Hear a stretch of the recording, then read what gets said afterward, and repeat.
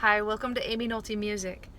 I've just had the greatest afternoon and I wanted to share it with you, but it's gonna take a little bit of storytelling before I can show you what happened this afternoon, so I hope you bear with me for a second. It's a cool story and I'm still in awe about how it happened. I think it was kind of destined to be this way. I don't think it was by chance at all. So anyway, back when I was about 14, 15 years old, our jazz choir would go to a festival every year at a college called Columbia College in Sonora, California. At this festival, they would have stars in the jazz world come there to be, to listen to all the kids and give them critiques, be the adjudicators, and do these great concerts at night and wonderful clinics and master classes during the day. And the pianist that always came, his name was Phil Mattson. And I think I'm going to put his credentials right here. In case I forget what they are right now, they can just be scrolling by while I talk because they are many. But Phil would play piano at these clinics, and he would give marvelous clinics in the afternoons, and I would listen to them. And oftentimes he would give clinics with one of his students, or prior students, named Michelle Weir. And I loved the two of them. In fact, the two of them made a CD back then that I bought. It was all the money I probably had left for the whole festival, but I spent it on that CD. And I went home and I studied Phil Matson and the way that he accompanied Michelle Weir, and I studied the way that she sang. I'm gonna make another video about Michelle soon, and I will tell you more about what I thought about her, but I just kind of idolized both of them. I learned to scat sing from Michelle, and I learned to play solo piano and accompany from Phil Matson. I learned the album backwards and forwards. I knew it by heart, still do, and I can hear in my head all of those harmonies that he taught me, and he's a wonderful vocal arranger. So he has at his fingertips moving voices, moving inner voices and harmonies that shift and substitutions and all these magical, beautiful lines that I just fell in love with. So anyway, he was off in Iowa teaching for years and years, and I never saw him again. And every once in a while, I'd see a blurb about him on social media, and always I would, pay attention. But I never met him ever. Even back when I was 14, 15, 16, 17 years old, I never met him. I just admired. So, fast forward to last year, I have been in touch with Michelle. She and I are friends now, but she posted on Facebook that Phil had been in an awful accident. Phil was a great Harley Davidson rider, and he rode all over the country on his hog. But unfortunately, Phil was hit and paralyzed from the waist down. It might be 2 years ago now. And consequently, they moved him to an assisted living center in Studio City, California, which is close to me. So Michelle was looking for people to visit Phil, and she posted like a little sign-up sheet. Anybody who knows Phil, would you come visit him, because he's going to be, doing rehab for a while. I didn't know him, but I wanted to meet him and thank him mostly. So I wrote to Michelle and I told her that. And she said, I think it'd be great for you to go see him. So I started going to see Phil once a week.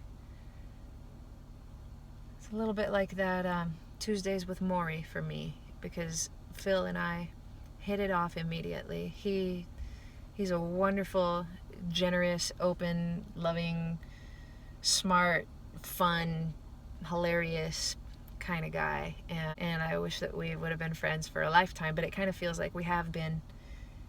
Every time I come, we sit and talk, and then most of the time we talk at the piano, and it almost never fails. He'll he always thinks of songs in conversation. If I talk about that it's a rainy day, he'll say, "Where's that worn out wish?" And he breaks into song all the time. And he also loves to show me songs that I've never heard before. I think it's a little personal challenge of his to stump me every time we're together. Right around the time I started to go see him every week, I got a gig at a restaurant really close to his place. I played Mondays and Tuesday nights, and Phil started to come see me almost every single week. I don't think he missed a week. And I won't lie, my heart would pound a little bit when he walked through the door and I knew that this giant of a musician was going to be watching me. But he would always get a table right in front of me and listen and request songs. And if he requested one that I didn't know, he would say, "Why don't you learn that one?" And so I would go and learn it, and I'd come back the next week and do my best. But I just couldn't believe that this hero of mine from when I was a kid actually took time out of his night to come and sit down and listen to me play music. And I'll forever be grateful to Phil for that. It just blows me away. Such a nice man, and to come full circle in that way and have a brand new friend has been really special to me. So it's been a while since I've seen him, and I wanted to go, especially since I started doing YouTube. It's been hard for me to find time, but I found time today, and I'm so glad I did, and I would just like to share it with you. So sit back and enjoy Phil Mattson and learn from him. I typed up some notes for you. Phil, how you doing? Well, it's a beautiful day. The sun is shining. Guys are working out here, and I'm A little construction. sitting here with a lovely, talented young woman. Can't get better than that. And yeah, life is sweet. Well, I feel the same. It's been raining, but today it's so pretty. The clouds are amazing. I know it. Isn't it wonderful? It is wonderful. I've looked at clouds from both sides now. No. It's interesting. Who wrote that song? Is it Joni Mitchell? Oh, is that? I think so. I think you're right. It's a beautiful The song. old singer, songwriter, guitar player. Yeah, I think Judy Collins sang it as well. Is that right? Yeah, I think Joni Mitchell wrote it though. I think you're right. Influenced a lot of people. It was, and I didn't really listen to any of those Flower Child people much. I was into Oscar Peterson, but I do appreciate them now a lot. The Beatles, another example, I didn't listen to then. At the time. At the time, yeah. Yeah. Yeah, You appreciate all good melodies and now, harmonies. probably now I do, but Yeah. I was a little badly prejudiced. I've been that way too. Yeah, it's, I don't know why, it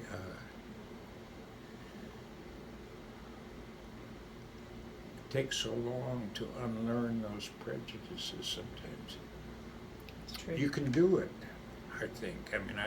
I know I have seemed to have done it, but yeah, it's the way of the world. I guess so. Yeah. So Phil's been talking to me about his arrangement that he's been commissioned to do, and so that's cool. He's working hard these days, but I was hoping he would play a little piano for me, and he's got his nice Yamaha digital piano right here, and then I kind of told him if we could just pick a song that I would find a good spot to stop you and say, Okay. will you teach me how to do that? Because it always happens every time you play. I understand this piano, I have no pedal. You play great without the pedal. So, yeah.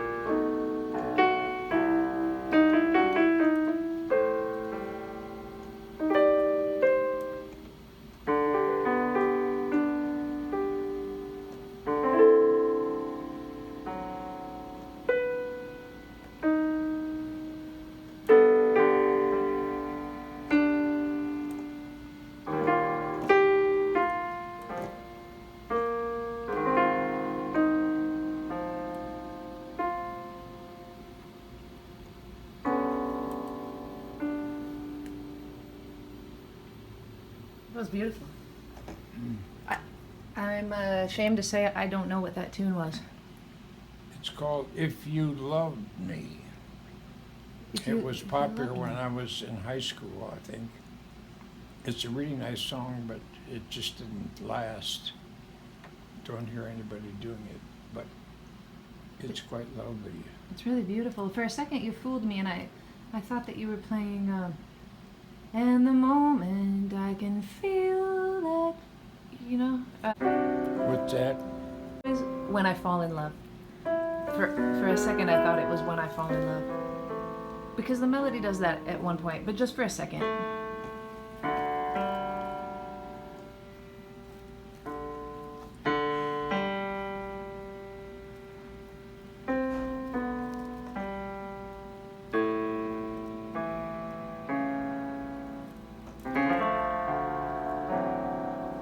I remember when I first heard, like if you're going a 2-5-1 and G. Yeah.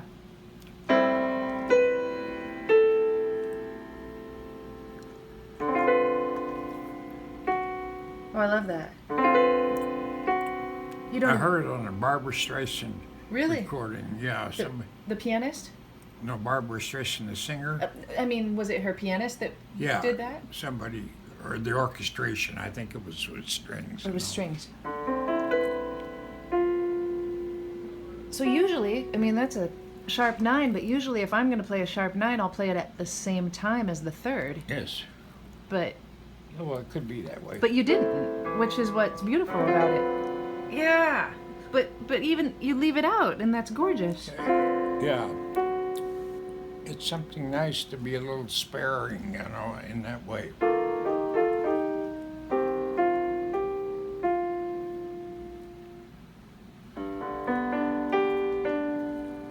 So show me how you voice the 2 chord. I don't know what. The A minor chord. There we go. With the Just 1, normal. 1, the 7, flat 3, 5, and 9. Yeah. Got it.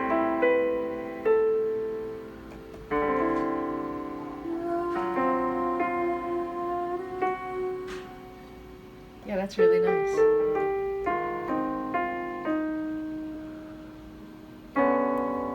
That's a good device too. I think that I might like might be how you end it, huh? Because of the common tone to E flat major. Yeah. What is that called? A deceptive that. cadence? Yeah, show me that one again. We're G, E flat major 9, A flat, G. Gee, yeah. Yeah, that one works really nicely. Would you call that a deceptive cadence? I don't know what to call it. Buzz. People always ask me what to call things. Yes. If you want right there. Yeah, right It there. usually would go to E. That would be the deceptive cadence. True, but true. The E flat works just as well. It's really nice voice leading. It makes the line make sense, you know. Yeah. The voice leading. It does, that's good. Claire Fisher was so good at that, Claire, you know, just the voice leading. He was into lines more than this, although he was into the vertical. It was a horizontal, mostly with Claire. Like he was interested in what each voice was doing, Yeah. even if he was playing piano. Oh, yeah. Yeah. You'd get something that would seem to be dissonant, and it was, but it made sense, you know, intellectually. Whereas Gene Perling mostly wrote vertically. Not always, but mostly, I think. And, You enjoy listening to both, right? yeah.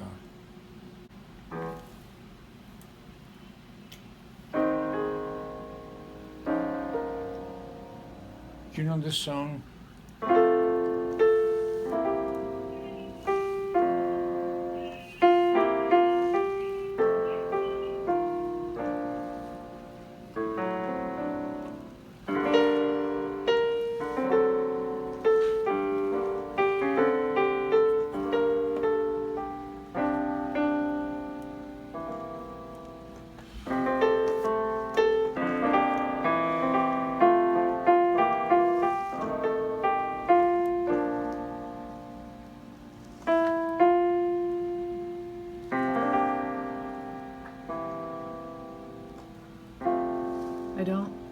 Speak to me of love.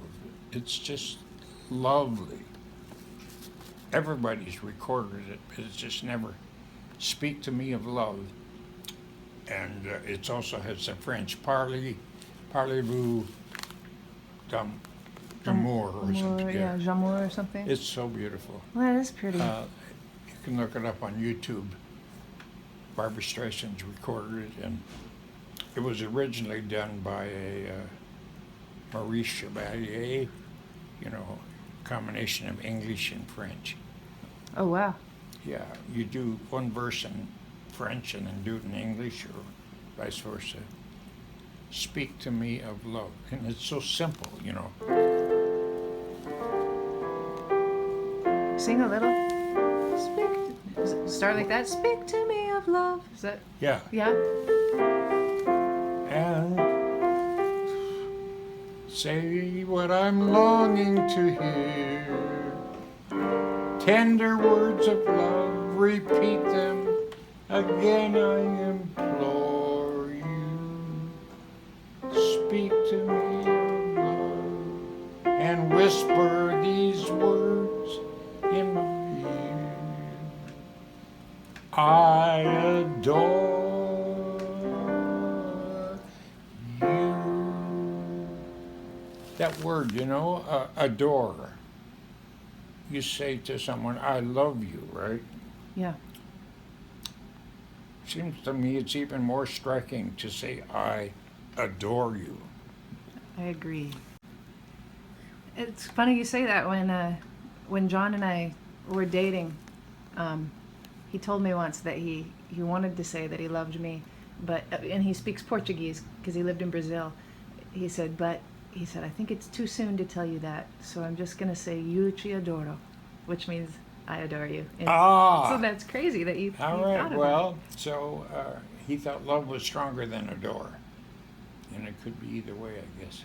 But it's all he said to me for the first while we were dating. Isn't that something? Yeah, I loved it. No wonder he's won your heart. Yeah, he's good at it. Lots of coal, making lots of heat. Warm face, warm hands, warm feet. Oh, did it be oh, so lovely, sitting lamps in blooming moon. Be still. I would never budge till spring crept over my windowsill. Someone's head resting on my knee. It's very tricky. Warm and tender as he can be. Who takes good care of me? Oh, did it be lovely,